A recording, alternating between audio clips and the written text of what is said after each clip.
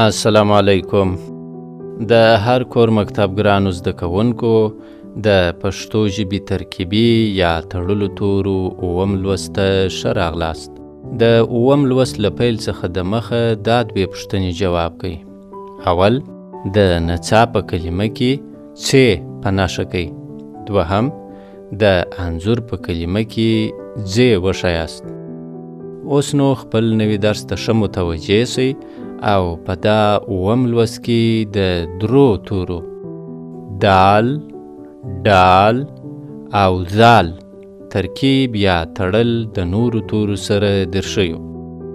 دا شکل چې تاسې وینئ دال دی او دا هم د دال شکل دی چې د کلمو سره په سر کې په دغه شکل راځي.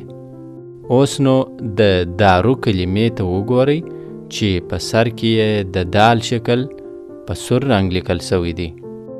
د دال دا شکل چې لیدل کیږي د کلمو سره په پای کې راځي. مثال ته یې د صمد په کلمه کې وګورئ چې دال په سور رنګ کې لیدل کیږي. اوس به د اووم لوست دوهم توري ډال ته راسو.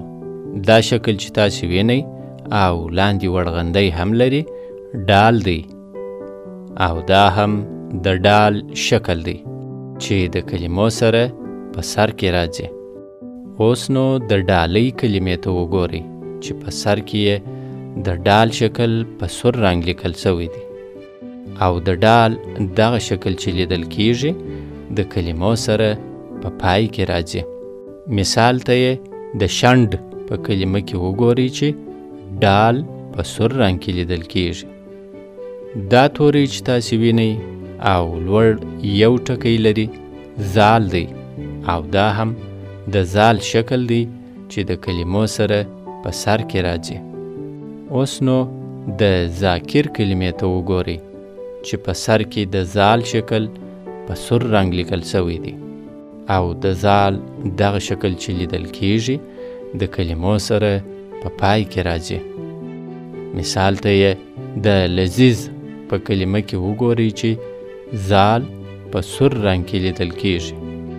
د هر کور مکتب ګرانو زده کوونکو تر راتلونکي اتم لوست پورې تاسې د خپلو ورونو او خویندو سره داسې کلمې پیدا کړئ ویې لیکئ چې په سر او پای کې د دال او ډال توري راغلي وي تر څو چې ښه مو زده سي.